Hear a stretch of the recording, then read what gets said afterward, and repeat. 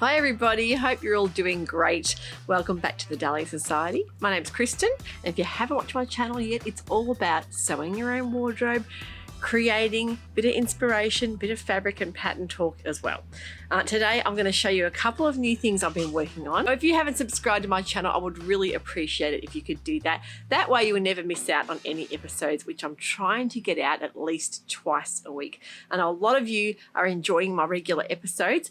I have got a bit of a special one today. Not only have I got some new makes, but I am going to take you guys around the city. I actually went in there last week with the family. We had a couple of really lovely days, a little bit of a short little vacation in the hustling, bustling city. And I went into the Lume, of course, that beautiful Monet and Friends exhibition. I did a lot of videoing in there.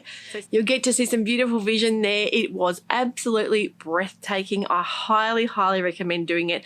It wasn't expensive. I think it was $44 for a ticket, and you can basically stay in there all day. There were really no time limits on being in and out. And a lot of people I saw were just sort of sitting there, taking it all in and just really relaxing. You can really be taken to another world with this exhibition. And I think the Van Gogh one that was around last year was apparently equally as fantastic. So if you're in Melbourne, head to the Lume at the exhibition centre to see that. Yeah, so stay tuned at the end of the episode and I'll take you guys around. We did a little bit of shopping. We also went into the main bit of the city, had some lovely dinners out with the family.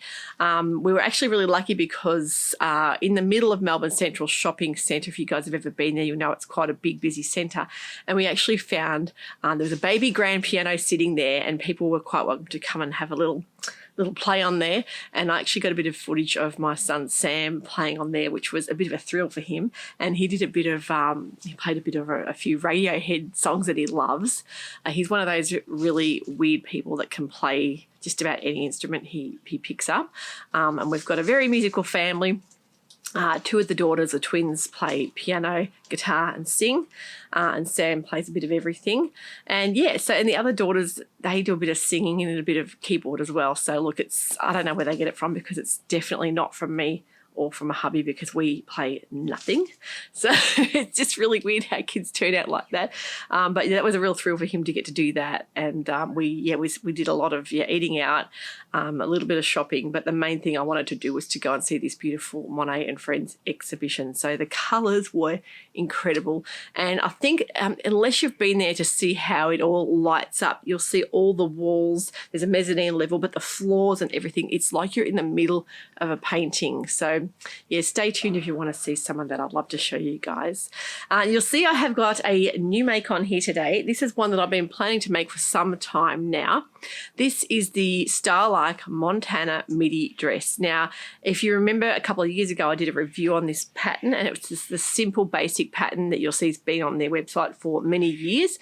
This is the expansion or extension pack you can actually purchase, and it gives you, I think, 4 or 5 different adaptations to the pattern. So this is one of the ones that I wanted to make. It's a great easy wear dress. It's really, really comfortable, and it hasn't got a lot of gathering. That's what I like about it. It has got a lovely kind of empire line shape. And the buttons, I added on some little vintage blue buttons that I've had in the stash for a couple of years now. I really love the sleeve. It's just a kind of a grown-on sleeve, but it's not an overly big bodice, and it's quite firm fitting. So I would highly suggest making a 12 if you haven't made the Montana midi before. I've made a 14, and it's just enough room, and there's not a very big, deep arm's eye as well. So if you find that, you know, you're a bit bigger in the bust than what I am, I would definitely think about sizing up. I made the 14, and it's, as I say, I've made it before and I knew it was going to fit me. But definitely think about, sizing up if you're bigger than that, like a D cup. I'm a C cup in sewing, so other than that, you'll find that it'll be a bit too restrictive.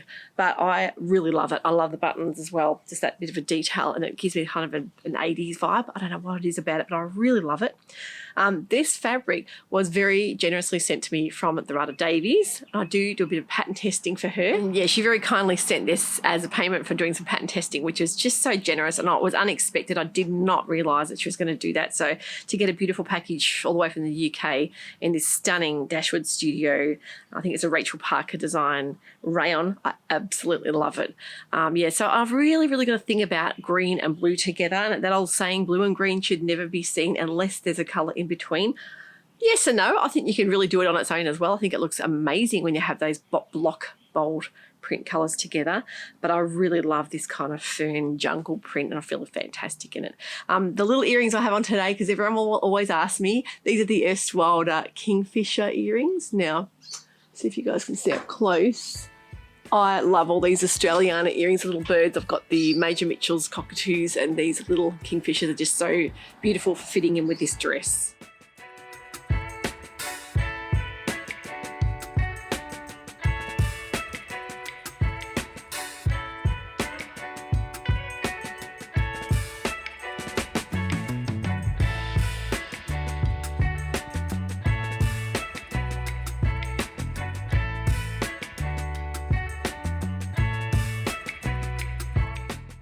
The Montana midi is a very easy make.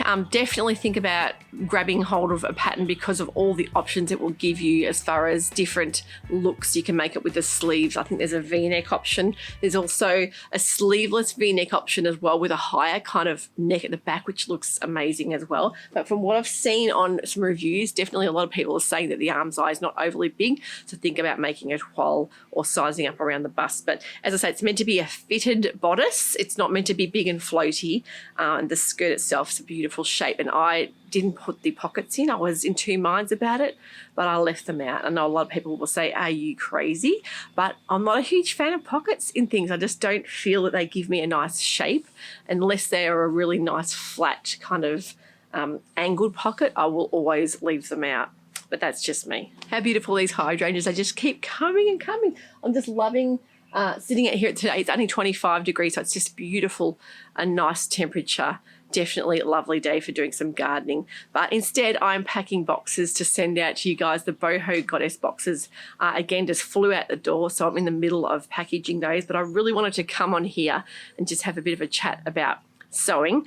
The swimwear episode that I put out last week, boy, oh boy, a lot of you guys are such experts at sewing swimwear. It was so fantastic to get so much input and advice from people that have made swimwear before, patterns that they'd used.